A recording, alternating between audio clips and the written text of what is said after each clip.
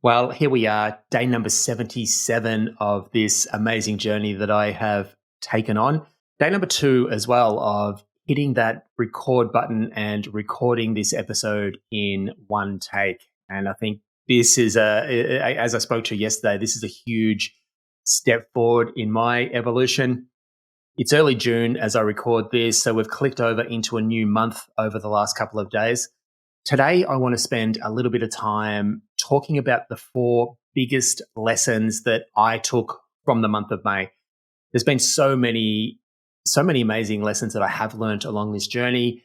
It's a bit difficult to pull out the top 2 or 3. My initial plan was 3, but I've settled on 4. And yeah, that's what I want to share today.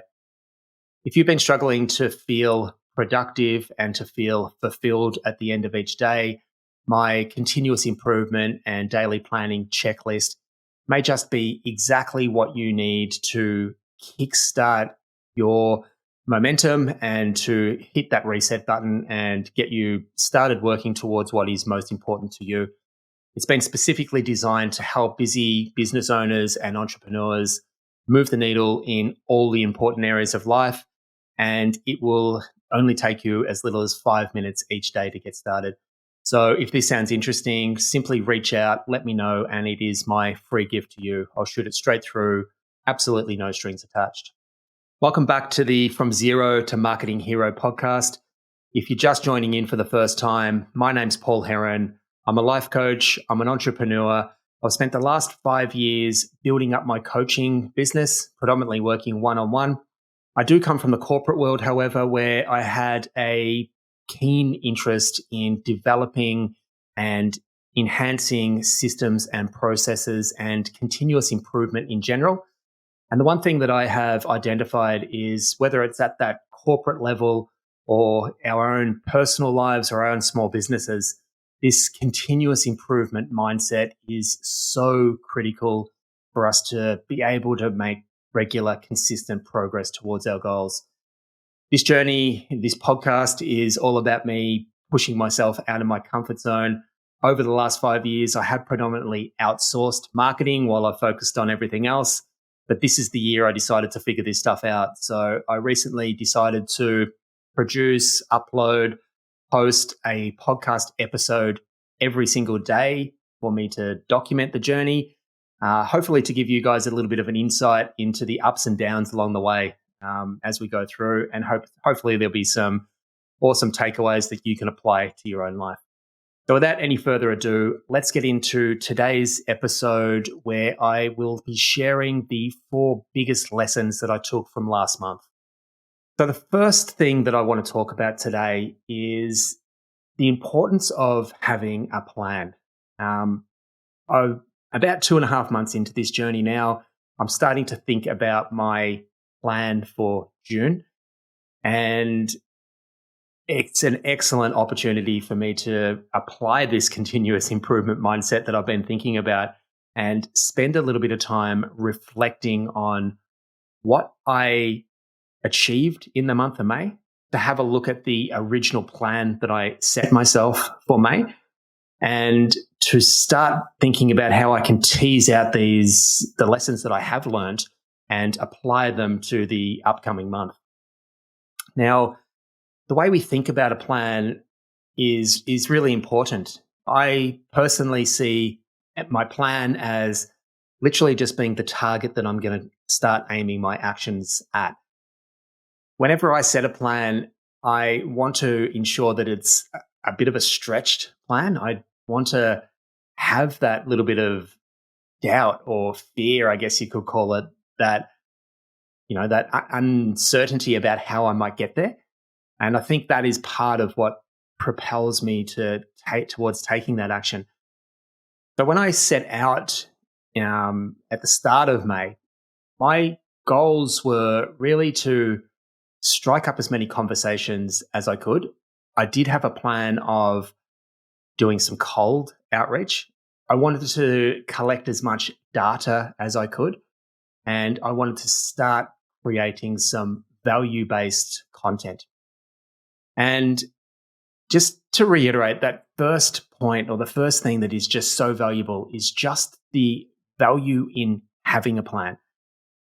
As I went through the month of May, I learned some fantastic things about myself. I learned some fantastic things about advertising, about content creation, about starting conversations, about how I want to be approaching conversations. But it was only through having that plan and getting started in relation to that plan that I've kind of been able to evolve my thinking and, to be able to start thinking about what that next iteration of that plan is going to look like. So at the start of May, my goal was to pretty much cold outreach every single person on every single list that I had. I just wanted to be starting conversations. What I've since realized is I didn't get much traction from that. I struck up some fantastic conversations with people I haven't spoken to in a long time, which was awesome. But in terms of really getting to the person who is my ideal client, I think going to those old lists wasn't really the approach that was going to lead to that ideal client. And in hindsight, thinking about it, over the whole scheme of things, my existing lists are quite small. They're also from a previous life in many ways when I was working in the finance industry and living back home in Australia. I'm now living in Ireland. It's not quite as relevant to what I'm actually targeting right now. And that has been a big lesson in itself, just being able to go through that process of trying this and understanding or realizing that not quite the person I need to be talking to. So now that's allowed me to start thinking about the next iteration of that plan. But I wouldn't have been able to get to this position where I am right now without having that plan and without putting that work in throughout the course of May. So the first point, the importance of having a sound plan, a specific measurable plan. We're not necessarily always trying to ensure that plan comes to fruition, but we want to start taking action in line with that plan and be open-minded to what transpires. The second thing that has become really clear to me is the importance of continuing to do what works. So this whole marketing experience that I'm going through, that this podcast is a huge part of, is all about moving from the old way of doing things to the new way of doing things, where I hope in time I will have the skills, have the knowledge, I'll have the certainty that comes with knowing that I can create a message and have the right people hear it, start conversations and have people come into my business on my own terms. Right now, that new way of doing things is still a little bit uncertain, but I have an older way of doing things that I have a high level of certainty in. And that is, if you've been following along, you would have heard me talk about this, but that is the bark.com process I've spoken about, where I buy leads and I start conversations that way. Now, this project of understanding marketing is on my mind all the time. It's what I'm thinking about more than the old way. But what I found through the course of May is I put a lot of time and energy into educating, into testing new things, into really moving the needle forward on the new way. But I did neglect the old way. And the way that showed up is I didn't buy as many leads as I had in previous months, I didn't buy as many as my original plan for May. And that had a direct impact on my cash flow towards the end of the month. So in future months, I just need to make sure that I continue to do the things that I know are going to help with the cash flow side of things in the short term, while I'm learning this new way of going about content creation, marketing, starting conversations in that new way. So that's the second thing. Just continue to maintain progress on the things that we know work for us. The third thing is not necessarily marketing related, not even necessarily work related, but it's something that became really clear. I did do an episode on this throughout the month. But the third thing is to continue to look after yourself, to put yourself first, to put your mask on first, and to do the work that's required to be able to bring the best version of yourself to the things that you're doing. And the way this showed up for me is just a quick summary, I guess. Last week, I was extremely busy. There was a lot going on. I was doing an ads challenge where I was trying to create some shorter reels, some 3 to 5 minute videos. I was trying to get 5 ads up onto my Facebook account within 3 or 4 days, plus my coaching work, plus everything else that goes on in my business, plus this podcast. There was just a lot going on. So I made the decision to skip the gym for the better part of last week. And what that led to was a feeling of almost feeling burnt out in some ways towards the end of that week. I didn't feel myself. I felt very lethargic. The energy levels weren't there. The thought processes weren't there. And I was able to catch it and pinpoint it back to that decision to skip the gym.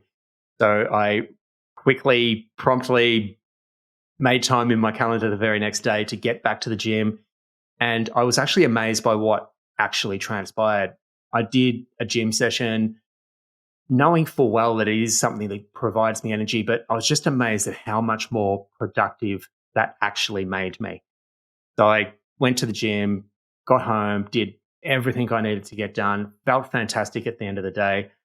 And it just reinforced to me that I need to be looking after myself to be able to bring the best version of myself to this challenge. So again, point number 3, make sure you're doing that foundational work, whatever that looks like for you, to bring that best version of yourself to the challenges that you're committing yourself. And the fourth point that I just want to reiterate again, and it's what I've been talking about at the start of all these episodes, if you've been following along, and I mentioned it earlier in this one, but it's this, or the development, or the doubling down, I guess, on this continuous improvement mindset. And this is huge, for many of us, and I know that I've spent a lot of time in this bucket. It is making a decision on what we're going to do, or creating the plan, deciding what that next step is, trying stuff. And the thing that I have spent a long time finding difficult to be able to spend time investigating is the reflective piece, particularly after things don't go to plan. And that's the thing that I am highlighting. Point number 3 of my continuous improvement plan is the reflective piece. And I just want to highlight that as the biggest lesson, or one of the biggest lessons that I have I've taken from May, is just that reinforcement that reflective piece, particularly when things don't go to plan or haven't gone to plan, is such an important thing for us to be able to get comfortable with. When things mess up, when we fail, it does not feel comfortable. And I've got a tendency to shy away from that, to turn my back. The opposite of curious, whatever that might be, is definitely how I want to react to these things. But what I've realized is the more curious I can get, the more I can lean into that event or that circumstance and let myself explore, break it down. What worked, what didn't quite go to plan, and what are the lessons? Because that's the all important thing. If we do the same thing over and over again, we really would be crazy to expect any form of different results. So we need to be constantly evolving and updating, and this reflective piece is a key element in allowing that to happen. So yeah, that's the fourth takeaway. As I said, there probably could have been many more that I could have included on this list, but for now, they're my 4 takeaways. So number 1, making a plan. Even if we don't even if the objective isn't to religiously make sure this plan comes to effect, it's having that target to aim our actions at that lets everything start evolving. So the importance of having a plan, and a flexible plan, a dynamic plan in some ways, that the feedback that we get influences is huge. I can't understate that enough. Number two was ensuring that we continue to do the things that are working for us, even if it's not the glamorous, sexy stuff that we're wanting to move towards, but just continuing to do the things that we know are going to move the needle forward in terms of our stability, our cash flow, the things that we know we need to be doing. Continue to keep an eye on that. Number three was to really look after yourself to ensure that you can bring the best version of yourself to everything that you do. And number four was the continuous improvement mindset. We really want to make sure that we're particularly focused on the third step, which is the reflective piece. It's such a huge element in terms of us being able to tease out the lessons from the things that don't go to plan. So they're my top four lessons. I will spend a bit of time over the next couple of days talking through what my goals for June are. So keep an eye out for that. And yeah, I'll leave it there for today. As I said, this is the second time that I've tried to hit that record button and just talk this through in one take. So I would really love your feedback. If you've got any comments, do you like this way of approaching it? Do you like having some video attached to these podcasts? Is that something that you enjoy? Any feedback at all? I'd really be honored if you could take a moment to let me know. If you are considering my 4-step checklist, I did speak about it at the start of this episode, and I spoke about it there. That point that I spoke about, that last point really was that reflective piece, which is a key element of this 4-step process. I do have a checklist put together. It includes a 5-minute video on how to use it. I think it's a fantastic resource to get you started down that track of developing this continuous improvement mindset. If you've been struggling with productivity, you've been getting to the end of each day and not feeling fulfilled, check it out, because it may be exactly what you need to get this mindset started for you. All you need to do is let me know. It is a completely free gift. Let me know where to send it and I'll shoot it straight through. The best place to find me is over in my website. It's paulheronlifecoaching.com. There's a few different ways you can reach out, but just a message, or however you feel comfortable reaching out. Reach out, let me know, and I'll shoot it straight through. Finally, if you are enjoying the show, please consider taking a moment to hit subscribe. It really does go a long way in helping share the show with a wider audience. And finally, I hope you have a fantastic day. I'll be back tomorrow. Bye for now.